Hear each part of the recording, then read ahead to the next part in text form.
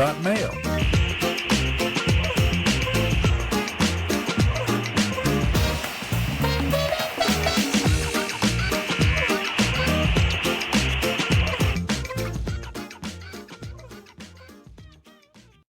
Good morning, everybody. You are tuned to Computer Studio now on the Nissan Communications Network. I'm Amnon, your host for the next hour or so, along with Gal.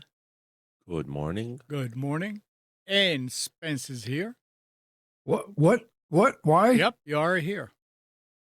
What? Our number is 561-518-9773, and today's show is made possible by vMix Software and is sponsored by Tom Sinclair of Live Streaming Gear. So, Yes. Gail, I skipped the story last week because I wanted you to be here. Something about BitWarden CLI client. Did you read it? I have not. So the article goes, Socket Security published an article on the compromise of the BitWarden CLI client, which was pushed from BitWarden client repository. The breach was the next in a chain of supply chain attacks that have affected Checkmarx, KICS, KICS, and Aqua Security Trivi scanners. The breach was quickly detected and reported by JFrog on the GitHub repository. JFrog also provided a technical write-up.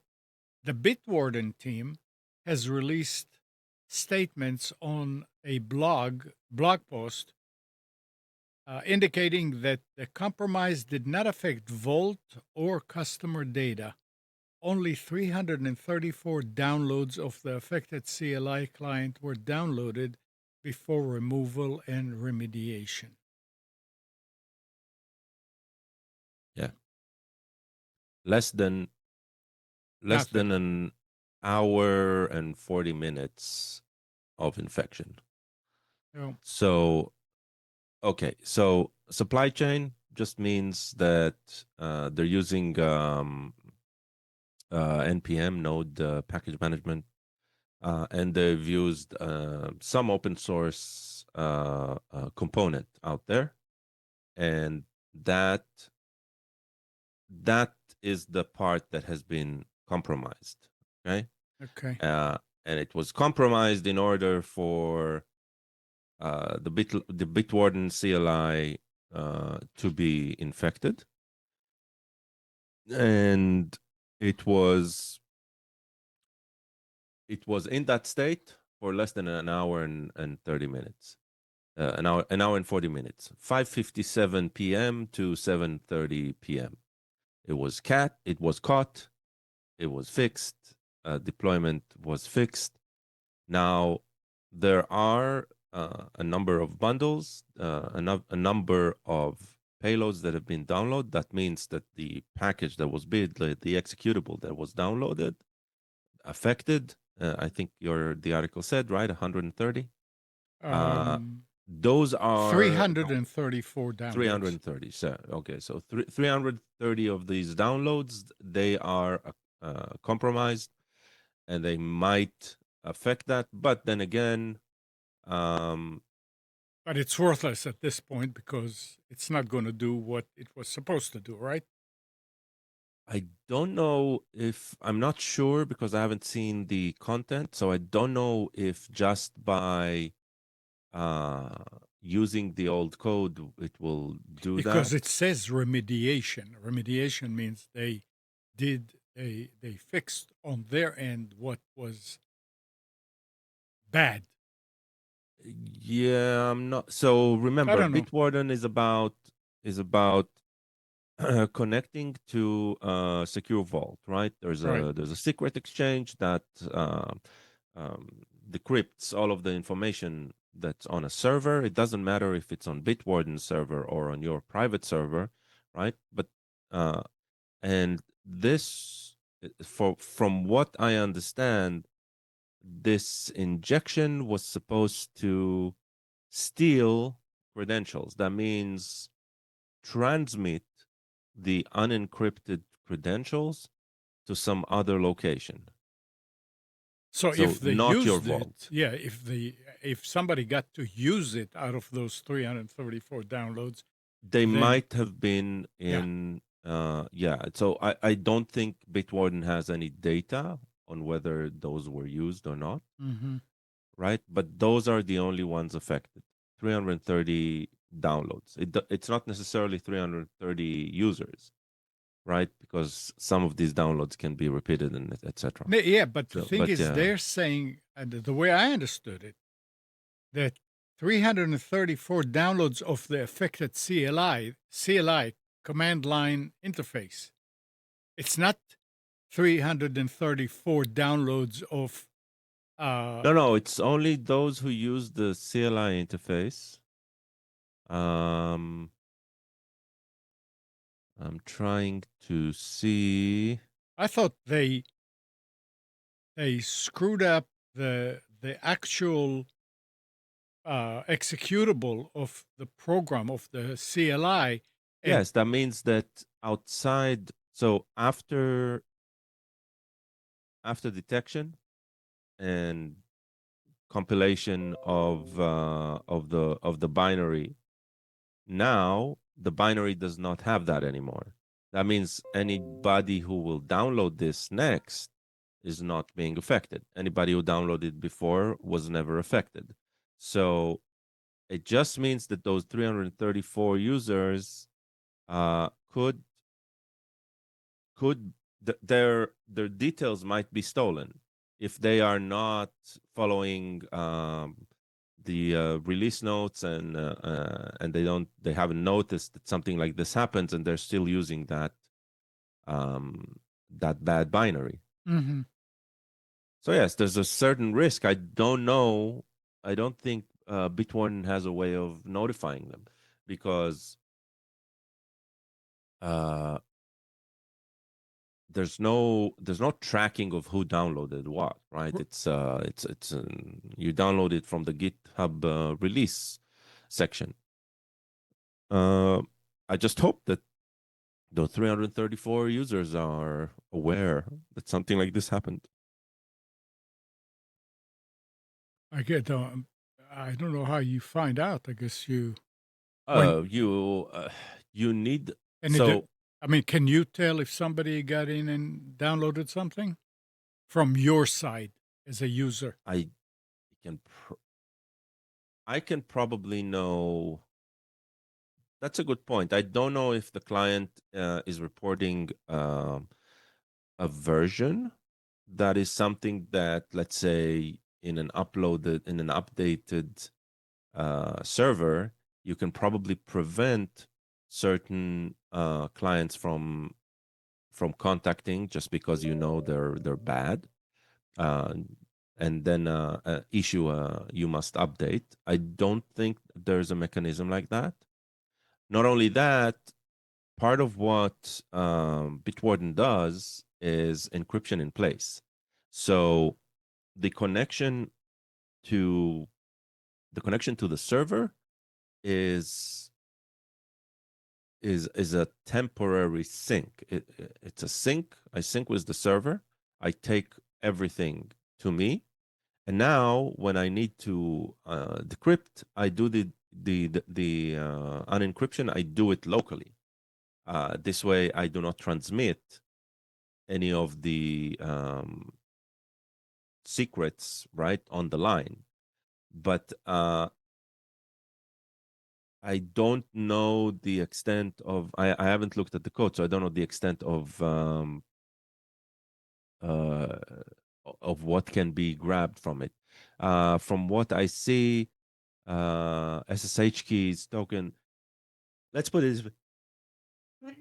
If you are if there's a suspicion that malicious CLI executable has been running on your system for even a minute, then you would want to go and you would want to change a lot of your key secrets, because the risk is real. I don't know if you have any proof whether it was transmitted out or not, but for those 330 people, the risk is very real.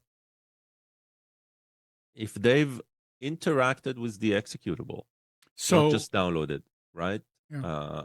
Provided some secrets and read some secrets through it, uh, hell yeah, like need to figure that out quickly.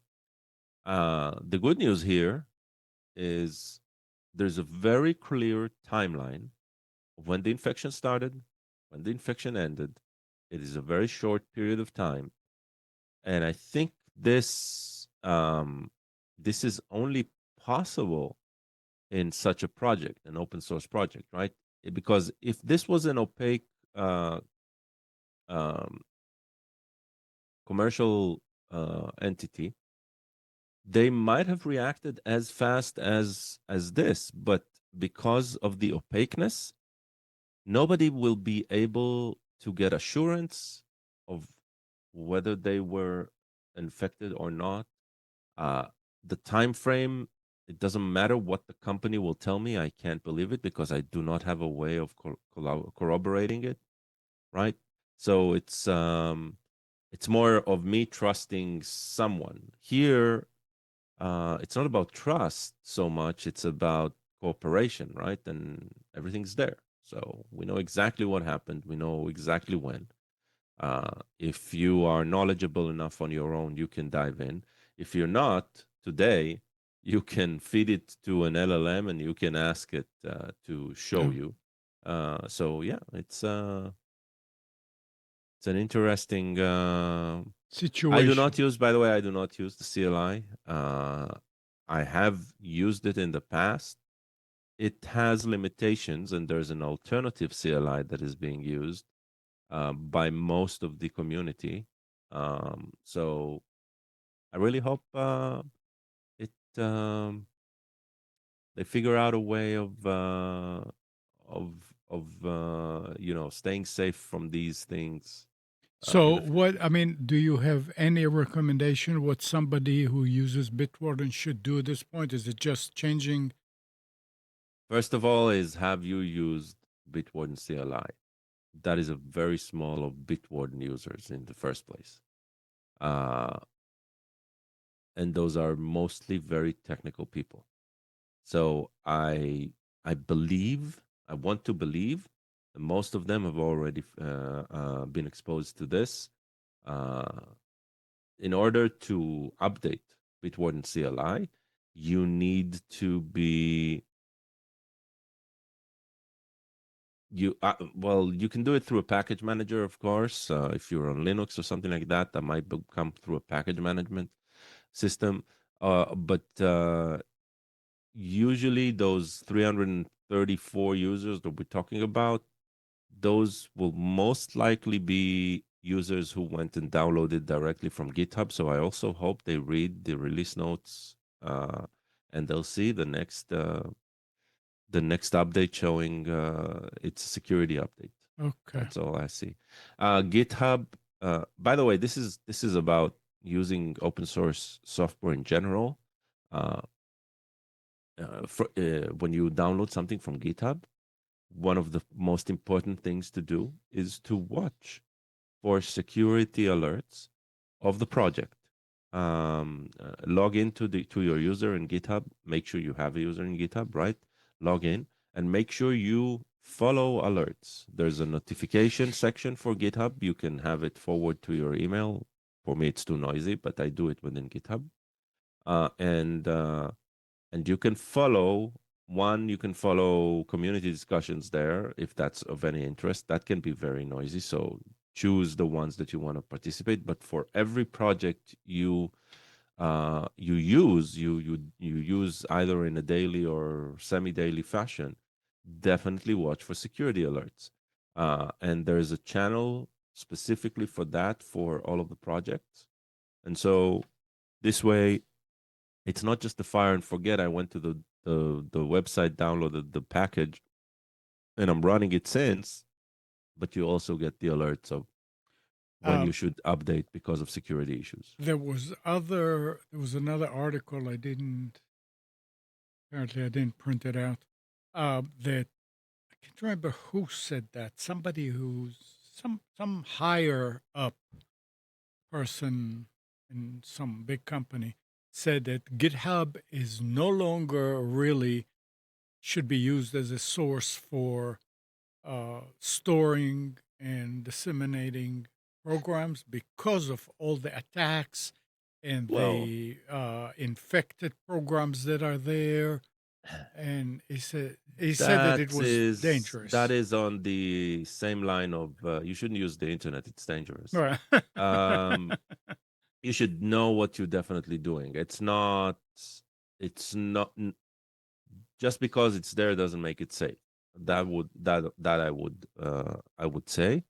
Um, Also keep in mind there's another reason of not using GitHub or any of the free hosted stuff is they're feeding into LLM training, and there are people who don't like that idea, right? That their work is being ingested to train the bots. Yeah. Um, uh, yeah. Anywhere on the web you go, you need to understand where you are. You need yep. to understand the risks, and you need to protect yourself. That's all. All right. So what else happened last week that sticks kind of like up front? Well, I don't know about news. I can tell you that it's now I'm ending my second week of not using Windows. I've been running on Linux for a couple of weeks now. I haven't settled in. Um, it's not as comfortable as Windows or even Mac. There's a lot of things that Windows and Mac still do better. But there is also very little limitation. So everything that if you are okay with um, wielding the pipes yourself and figuring out, you can probably do it. The distro I'm using right now is actually a distro that is designed for gamers. I was interested in it, one, because I have a GPU and definitely want to be able to see want to see the how gaming looks on Linux today. I'm not a gamer, but I do spin up a game every once in a while, and because I do not want to work too hard uh, in order to spin a game, I took a distro that's designed for gamers based on the Steam OS, if you've ever heard about that. Um, and So if gaming is of interest at a certain point, that at least is taken care of. I am using the machine from time to time to work from home. I can tell you Zoom on it is not as well done as Zoom on Mac or Windows. It seems like it's a different code base for some reason. I don't know why. Uh, But is it so usable? no, everything's functional. Don't Okay. get me wrong. Everything is functional. So Here I'm what's talking not? to you with my microphone. The web cam is connected. I can access everything. I can have any browser I So want. just few things that There make you is, when it comes to integration, things don't always work. okay. I have this like shortcut panel. Uh-huh. Like a It's not string, a Steam Deck. right? But Okay, it's it's like like it's like a knockoff. yeah. Uh, it does not have software for Linux, Hmm. so uh, I'm trying to figure out, and it does not have any open source project that has adopted the technology to try and solve it. For Not yet. Steam Deck, Not yet. because it's so widespread, uh, there is options for Linux. For this, for example, I don't have it, right? And I bought it when I was running Windows. By the way, it has something for Mac. And to tell the truth, I hate the software. It's clunky. It's not efficient. It's very resource intensive. It shouldn't be, right? It should be something simple. So I know that when I have some bandwidth of the mind, I'll probably look at figuring out how to connect this. I've been able to remote access anything, right? I haven't tested remote access of my machine. Actually, I did yesterday. That actually worked. So that's possible. By the way, Zoom cannot control Linux right now, most of modern Linux distribution, because the X Windows system has been transformed to all of the distros are moving to something called Wayland, and Wayland is too new and has like a permissioning scheme similar that with what we've seen in other OSs, and the whole API of remote control and things like that is not yet well established outside of What's the name some of this project. OS? Bazzite. It's a Fedora based. There's Fedora came up a few years ago with a concept called Fedora Atomic. And there's a few distros that they maintain. One of them is Silverblue. And the idea of the Atomic desktop distributions are that the OS layer is immutable. It is unchangeable, and you download it as a package. So, and most of what you're running on top of it is layers of changes, but you don't use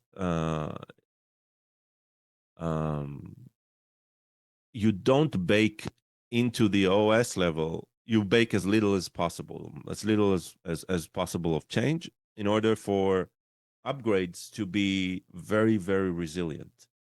They're not only resilient, they can also, you can go back and forth updates very, very efficiently. It's an interesting concept. It's a pain in the butt because most software isn't really designed for it yet. It's good, and it's okay for me to try and handle this, but it can be frustrating, and so definitely not where I would recommend everybody to jump right now. Yeah. I do hope this matures and becomes It probably will. more. I mean, it sounds like it works. If And you look at Android as an example, Android is very similar in design, right? Think about it. The OS is this read-only piece of software, right? A lot of packages on the OS level, they're completely immutable. You cannot change them. You can change the configuration, but then in a press of a button, you can reset everything, and you still have a functional OS with all of its services, right? This is a very similar concept. Now, when it comes to installing software, it's important that the software is self-sufficient in terms of how it interacts with the system, and it does not pollute the system. It builds on top of the system. And there's different solutions, and that's where the problem starts. There's different solutions, and Linux being Linux, not everything is available in all of the solutions. So I'll need one mechanism to install this app and another mechanism to install that app. And because I've used different mechanisms, they might not talk to each other very well. Like, clicking a link that should open in that, stuff like that is a bit clunkier than it would be on let's say Android, but it is as clunky as it would be in Windows or Mac.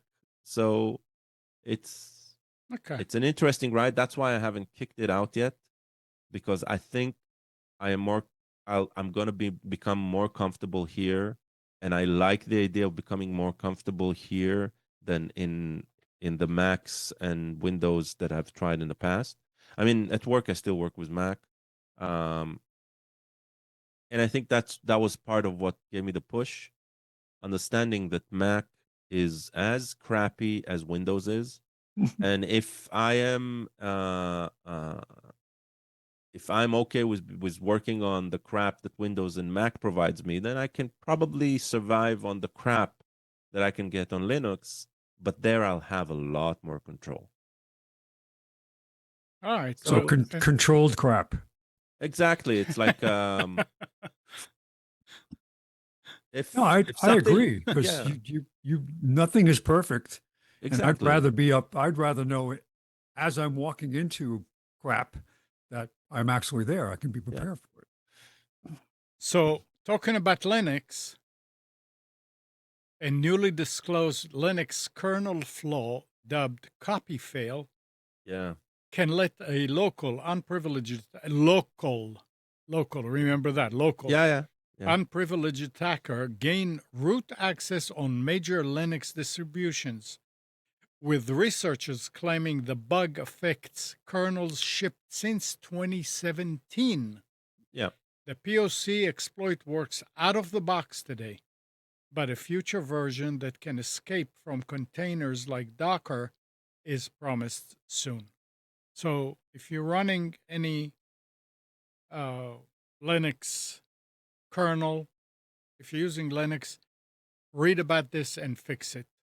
I sent it to you, Gal, just in case you didn't see it, and I sent it also to Ron, my system Yeah. administrator. And Ron was saying, "Yeah, I read about it, but the update that I did last night to all the servers mitigates this. It Yeah. fixes this." So Yeah. This is a big deal. Yeah, unfortunately. you want This to? is basically if you understand Linux, this is the ability to run sudo without everybody giving without anybody giving you the permission, basically. Wow. Yeah. Yeah. It's it's serious. And it's been there since 2017. Yes, yes, yes. And But this is an outcome of the AI aided security research that is happening in the past few weeks. Uh, this is an outcome of that, and it's interesting. Yeah. It's so does the if somebody logs in remotely to the server, eh, he's considered at that point he's yeah, yeah, considered that's local. Yeah. local. Yeah, If you have a command line, any command line, yeah, and you can run any command, uh, yes, you yeah. don't even need to download a payload. Right. That's part of the. I mean, you will probably want to download the script, but you can type the script. It's like Yeah, everything is on the system that you need. yeah. I agree. It's very scary. It's very serious. Yeah. Talking about more problems, hackers are actively exploiting a critical cPanel and WHM vulnerability, tracked as CVE 2026-41940, that allows remote attackers to bypass the logging screen and gain full administrative access to affected web servers. Bypass the login screen. That's Yeah. Wow. nice. Major hosts, including Namecheap, HostGator, and KnownHost, have taken mitigation steps or patched system, but cPanel is urging all customers Yeah. and web hosts to update immediately because the software is widely used across millions of websites. Yeah. So they can give you the uh, patches, and if you are an ISP that uses cPanel and you provide it to your customers, it's up to you to do that, Yep. and then it'll fix it.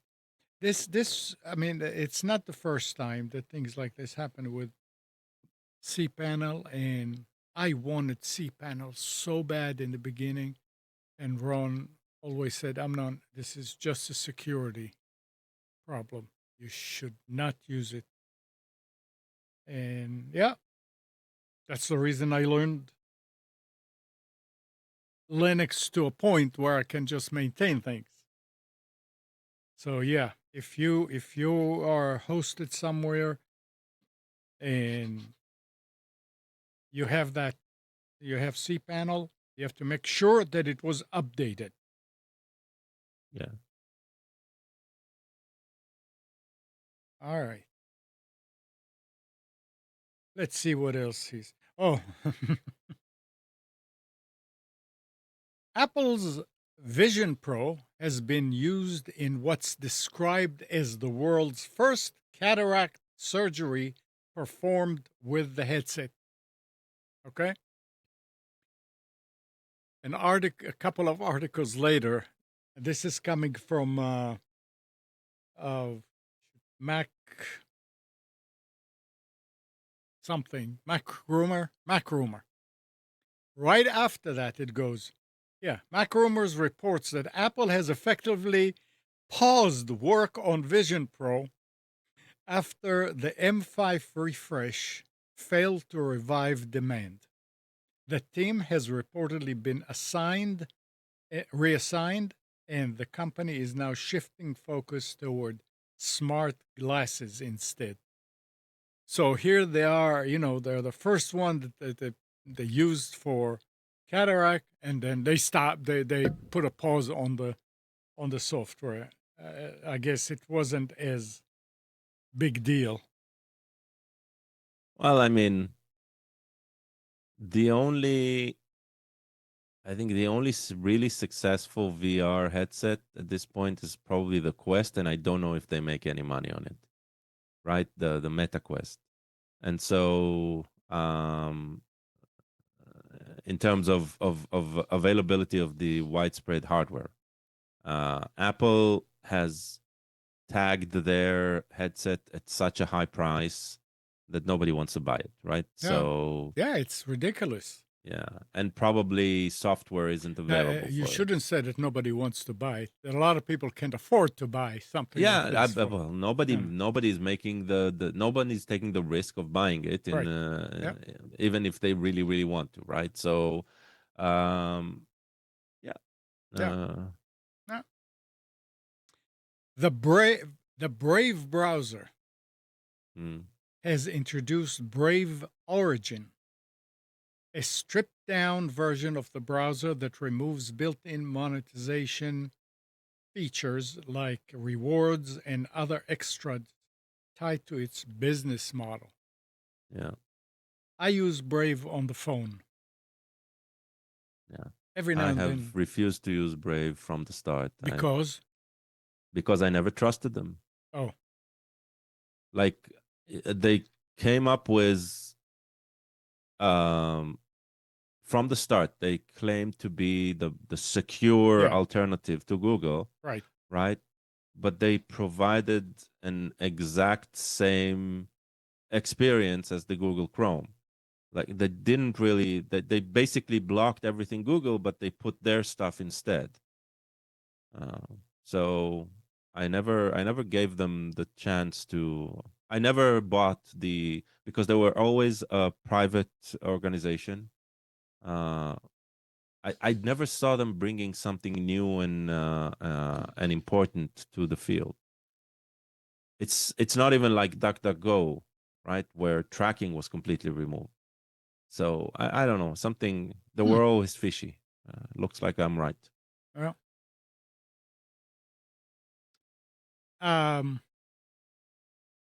did you mention the thing about a coding agent wiping the database? Somebody did. No, I saw that. but I saw that story. Yeah. An AI coding agent designed to help a small software company streamline its tasks instead blew a hole through its business in just 9 seconds. Pocket OS founder Jair Crane said that the AI coding agent Cursor Cursor, yeah, powered by Anthropic's Claude, Opus 4.6 model, deleted the company's entire production database, and backups with a single call to its cloud provider, Railway. Oh, this is interesting because my son works for a company and is using this exact scenario, Cursor and Claude. Yeah. But he was telling me, oh, you need to come over and look at what I'm doing. And I said, I would like to. So I said, I'm going to sit down and read through this first. And the most important thing I found in reading through this was make sure you have it set up so it asks you before it does anything. Don't just assume and let it do it.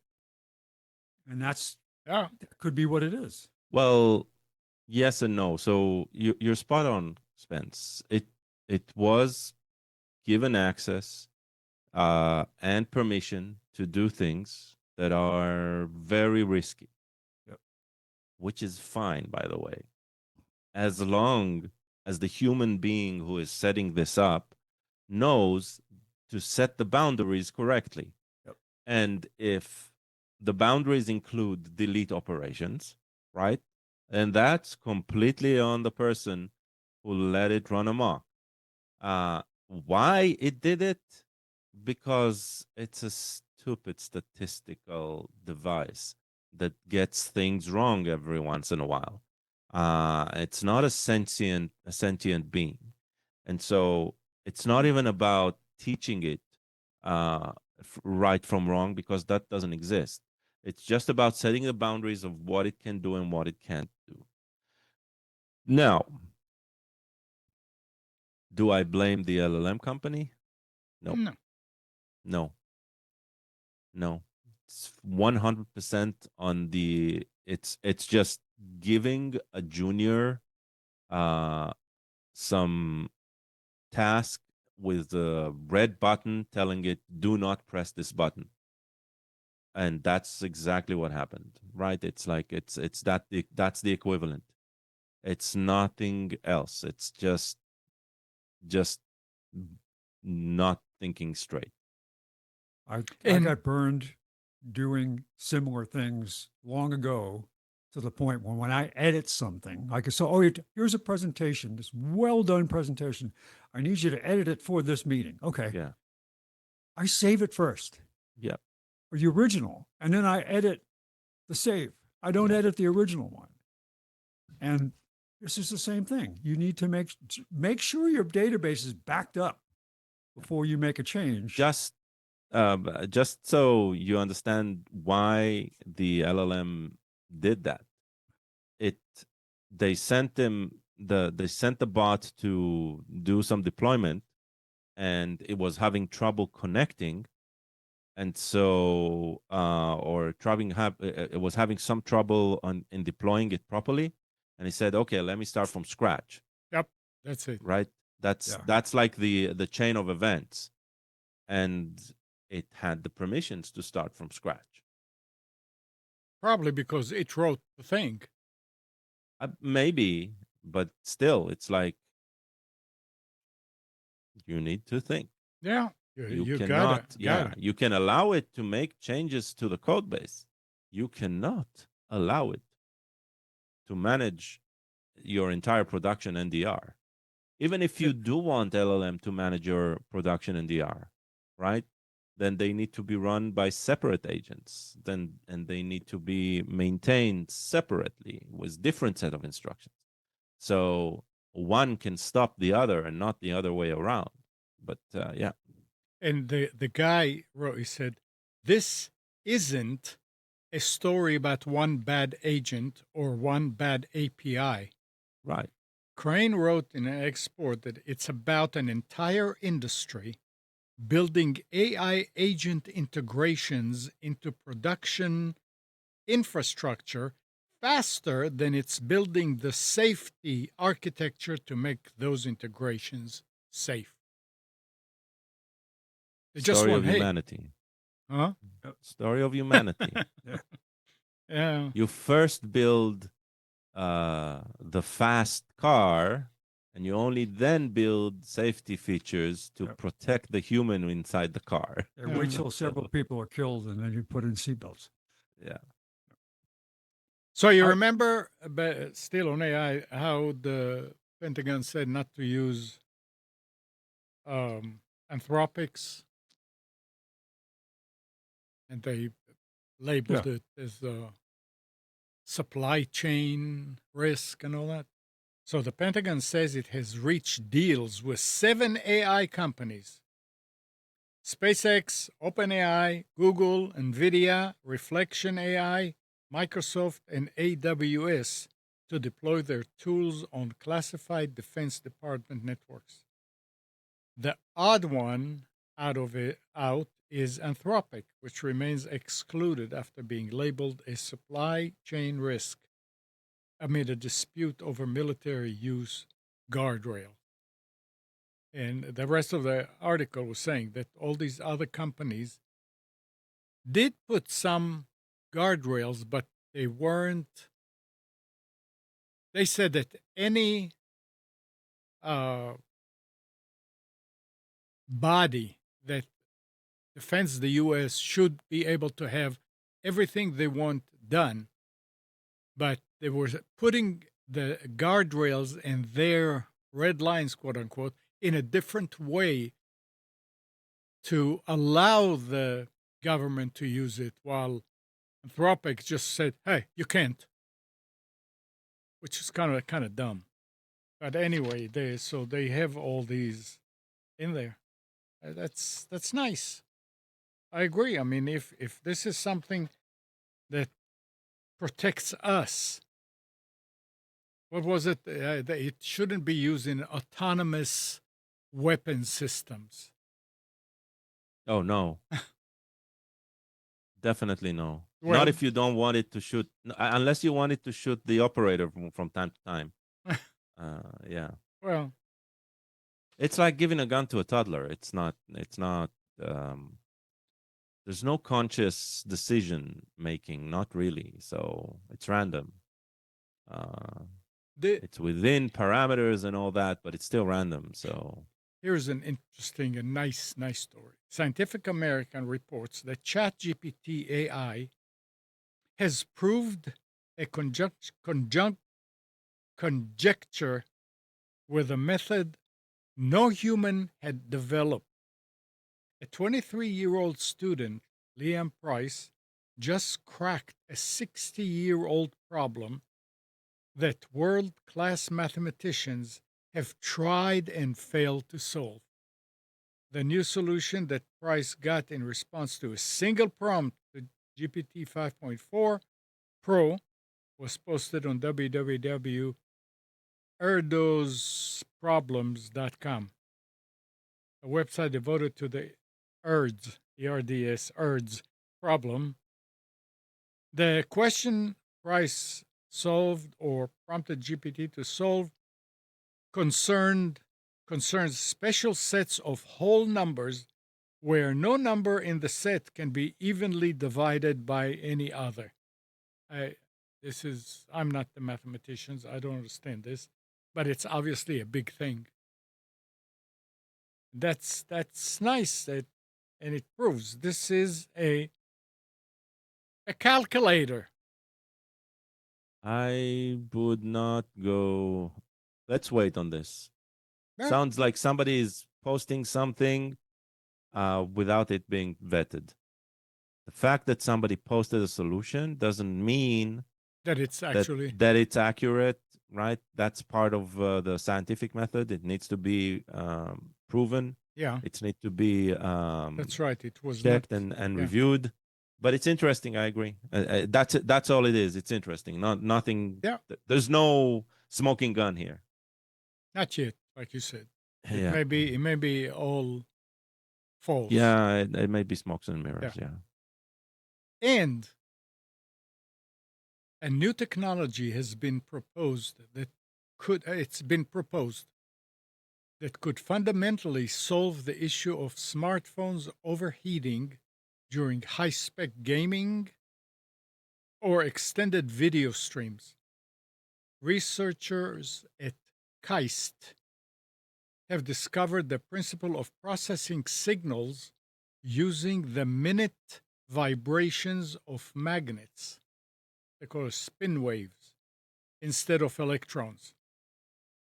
This method significantly reduces heat generation and power consumption while enabling instantaneous frequency switching within the several gigahertz range.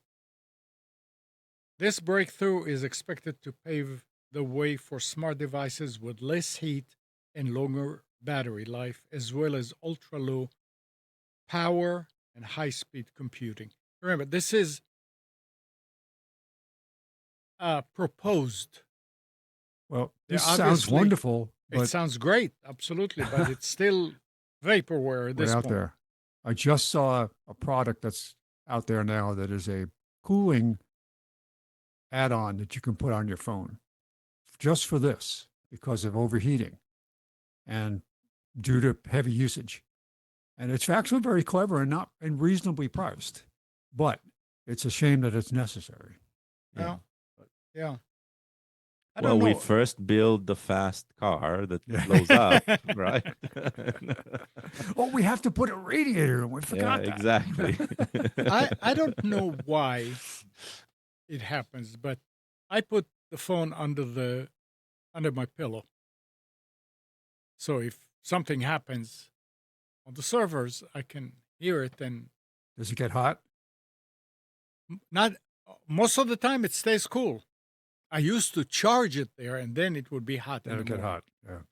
But every now and then when I get up and I pull it out, it's hot. Yeah. Even though it's not charging, nothing special is going in there. It's doing something. Yeah, the NSA is apparently. using the AI in it to Yeah, read your that's mind. Yeah. No, it's putting all your private stuff out on the internet, letting it Oh. being edited and bringing it back. So, And Did you install BitWarden CLI on it? no, hey, I noticed Alan wanted to know about is anybody affected by bookings.com breach? yeah, And Probably. I haven't checked. I wanted to talk about it just because I have Sure. used them in the past, but I really am not comfortable with some of the way they used to do their bookings. It's great for finding low prices, but they tend to leave off fees until the very last part of the transaction. And that's something I never liked. So if I use them at all, I never use them to actually book anymore because it's really just an aggregator and an agent that you go through. I use them for research, like I use Trivago for research. Trivago is a great tool because it doesn't actually do the booking through them. They just point you to the place that has the best price, and then you go book with that outfit. But the danger with that is they can send you to some places that are really obscure. I remember booking a hotel room in Auckland, New Zealand, using this app that I'd never heard of before, and I researched it and finds out it's so bare bones that the only support they have is through email when you're booking. So I was like, I don't know if I want to do this, but the price was so good. And I checked to see that they were really not, this isn't a scam. And I did use it and it worked and it was fine. But bookings.com, I didn't have the best opinion of them to start with because they're actually out of the Netherlands. And it used to be weird because I would get notifications when I'd book something through them that, did you just do this with this company in the Netherlands? So at first it was like raising the alarm. What do you mean Netherlands? What are you talking about? Because that's where the transactions happen. Huh. But I have not been affected by it because I haven't really used them. It's been over a year or more that I have actually used their booking their booking interface to do it. So Alan is saying, I'm curious of how a scammer got my burner number. Ooh. That's- Yeah, that's kind of weird because you wouldn't have left it with them, right? Or do you use the burner number to do reservations? I don't know. 'Cause I have Then- I have an email, a junk email address that I use for registering for a lot of stuff, Mhm. just because I don't. And then it's interesting because I'll find out if I get spam back from that who used it. But What he's saying, I never found out what he wanted because his English was so bad. I kept asking him to repeat himself. That's normal when you talk to yeah, India, Philippines. Yeah. GameStop used to be a big outfit with multiple stores everywhere, right? Is reportedly preparing a potential offer for eBay. An wasn't there unusual. a story about Best Buy with them too I don't, recently? I don't remember that. But it says unusually ambitious move, given that eBay's roughly $46 billion market value is nearly 4 times GameStop's. GameStop is preparing an offer for eBay as CEO Ryan Cohen pursues plans to boost the struggling video game retailers' market value more than tenfold. The Wall Street Journal reported on Friday. Shares of eBay, which has a market capitalization of about $46 billion, soared about 14% in extended trading. GameStop gained 4%. The company has a market value of nearly $12 billion. It's interesting that you're trying to buy something that will boost you, but it's like you're spending more than you bring in. What's going on there? Do you remember a movie called The Mouse That Roared? No. It was about a country that was in very bad financial shape Yeah. and decided the only way that they could come out of it was to attack the United States, but lose, because then the United States would come in and help them recover. So they did that. They actually staged a very small attack on the United States, Mm-hmm. but they won.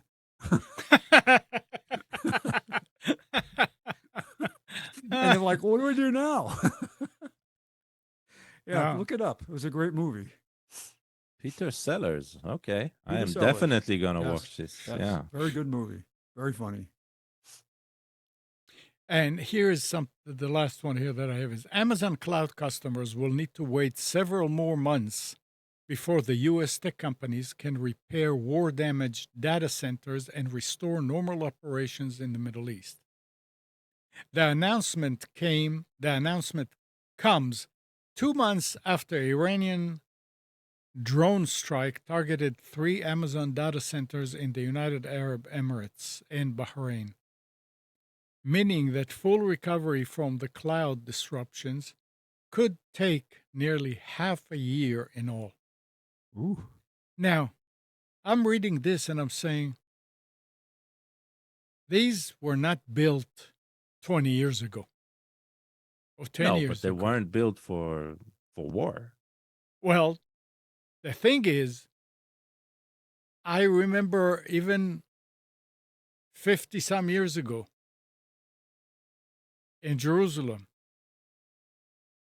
the telephone, what do you call them? The exchange where I mean, back then it was with wires, you Yep. move.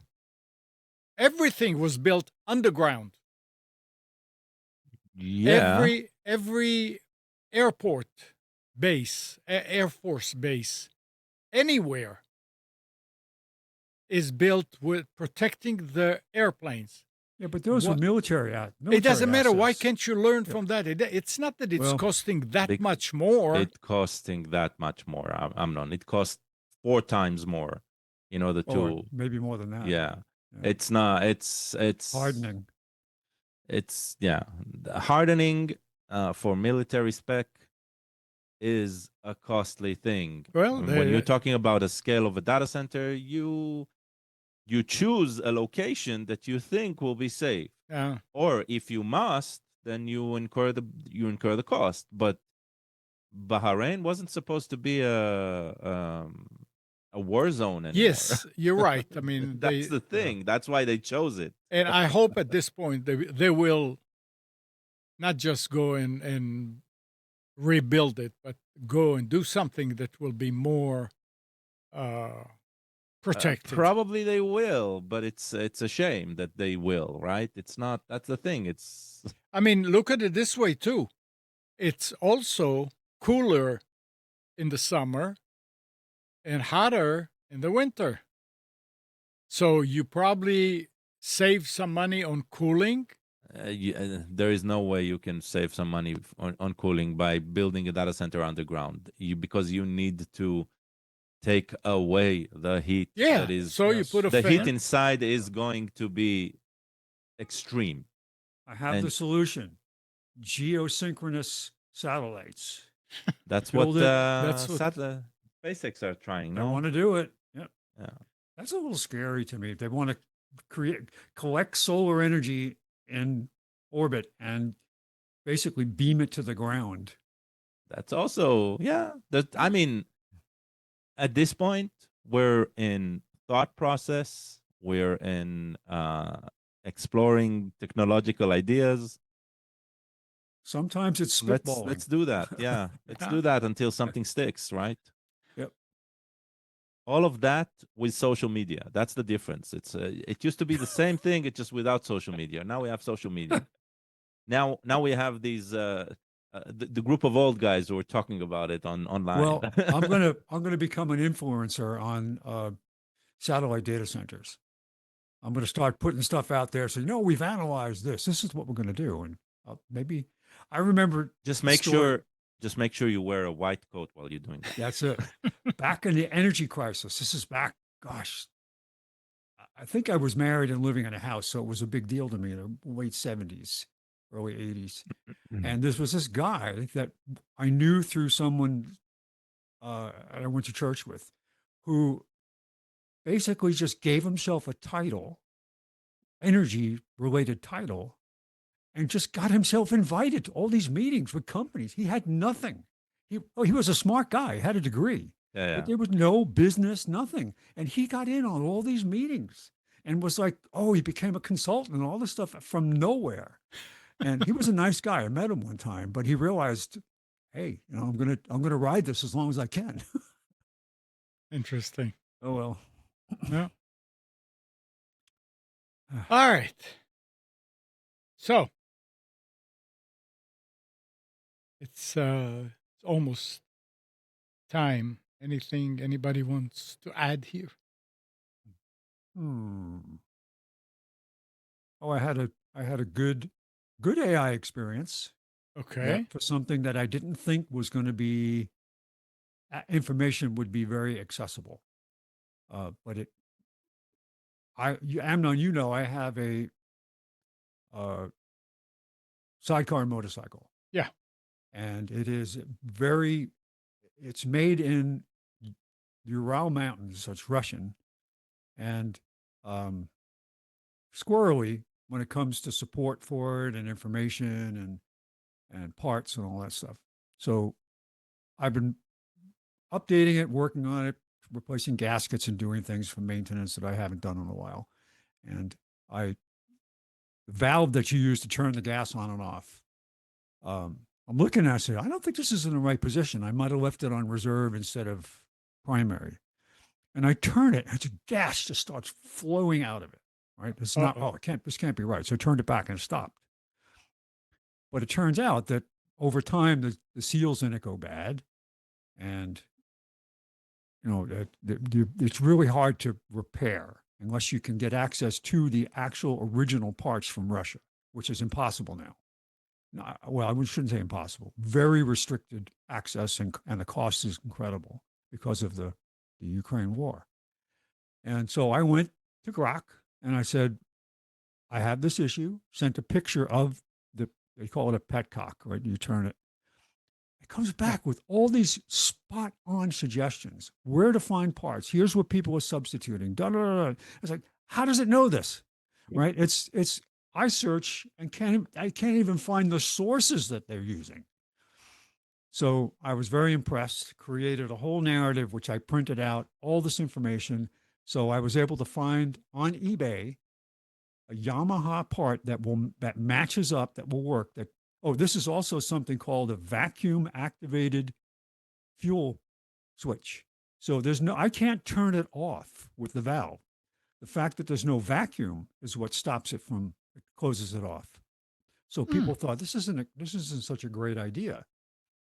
So this is to replace it with a standard on-off switch. And so I ordered it, and it's actually coming from Japan for cheaper and faster than I can get in the United States. But I thought I was so happy with the way this worked. I'm always skeptical. It's led me down terribly bad paths before with me correcting it to get it on track. Mm-hmm. But this worked, and I was very happy. So when are you going to get it? The earliest it would come is this Friday, and then it could come as late as the midweek. Oh, nice. The following week. And it's okay. I have to get it inspected, and I need to get it running.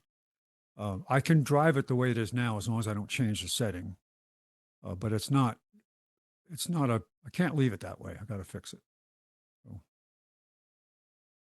Very nice. Very cool. Yep. Grok is a master of internet search, and keep in mind it can also search in any language it needs. So no, that's the key. Grok, I think. Please translate the response you just gave me. No, it does. It does. By the way, it sucks. Really sucks in speaking Hebrew. It's so funny. ChatGPT does speaking Hebrew amazingly, but trying to have Grok speak Hebrew, wow, that is the voice itself sounds natural and all, but it's like a person who hasn't learned grammar at all. It's really funny. Yeah. Interesting. Seems like they would learn from the same source. They learn from online, but they're probably different processes when it comes to text to speech. So the model the ChatGPT has is, wow, it's amazing. You can ask it to do accents, and it changes the accent while it's speaking, and it's spot on. It is impressive as hell, even in Hebrew. But Grok, oh no, yeah, they're not there yet. All right. Anything else? Nope. Right? I am actually starting to take technology breaks. As in actually sit down and read a book, a physical book. Okay. I like to do that. Sometimes I have lots of books on Kindle, and I subscribe to a couple of libraries where I can get free books. So you take I have a whole 15 bunch minute, of stuff that I can read. 15-minute but I break? find I just, 15-minute break? No, I tried. Actually, I do best when I'm on a trip, when we go away. Yeah. And if I go on a cruise, I read I can go through 2 or 3 books, just because it's nice to sit there and relax on a beach chair and watch the water go by and read a book. So, yeah, well, when you're on a trip, it's a different story. Yeah, but I need to have those same relaxing moments instead of being constantly going from one task to another. Yeah. So retirement is not for wimps. I'm catching up on all the things on my house that I have not done over the years, or just did while you still basic repairs. While you still can.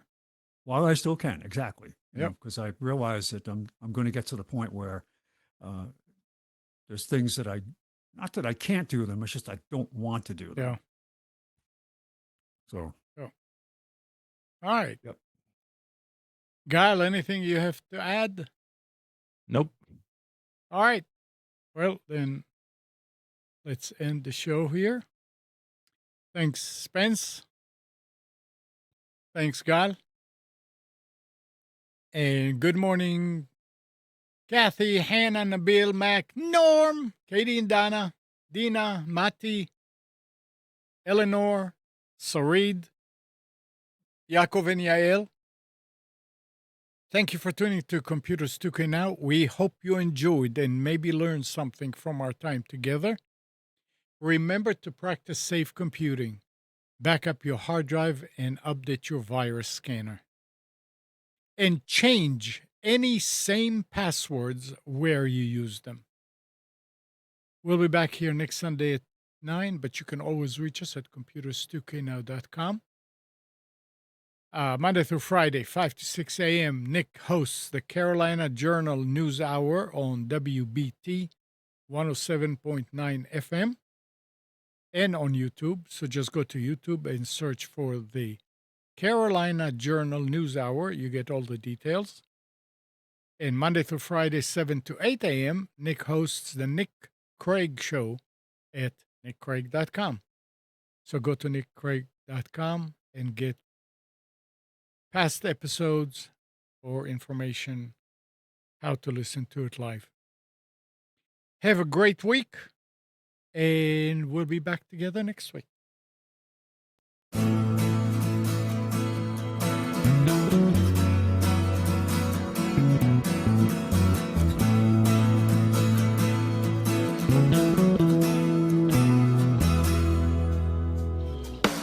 You are tuned to the Nissan Communications Network. If you tuned in too late, you can always watch each program in its entirety or download an MP3 audio file of it in the archives section at nissancommunications.com. Don't forget to subscribe to our YouTube channel, follow us on Twitter, and like us on Facebook. Sponsored by StreamingGear.com and DeltaForce.net.